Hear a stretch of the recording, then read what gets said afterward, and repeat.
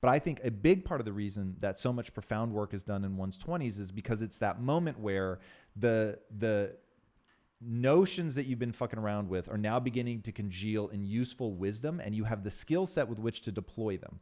So you've learned all this shit. It's coming together in your head. Your brain is finally developed at the age of 25. It comes together in this highly usable way, but it's not become like calcified dogma yet. So you're still open. Everything is new. You're having these ecstatic ejaculations as you're, mumbling awe into the universe. And it's like you're at this magic moment where you're finally competent, but yet you're still open.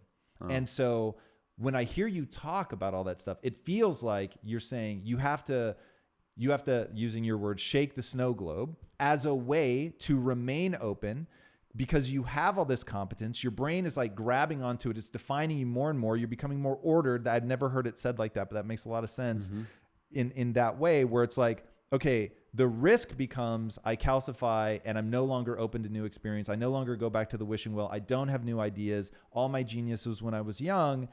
But the calcification actually, like if you think of bones as being your fucking skeleton, you can move around and do shit. So you need enough calcification for your bones. As I said, the ego is necessary. The ego gets the book written.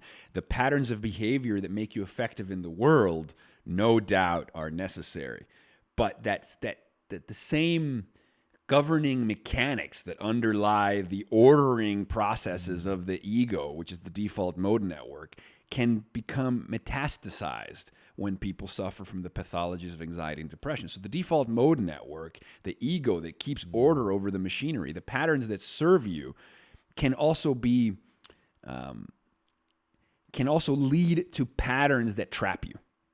Yup. So, right? So the patterns that serve you can become the patterns that trap you if they metastasize. Just like healthy tissue can become cancerous when it metastasizes. And so the shaking of the snow globe is a necessary reboot.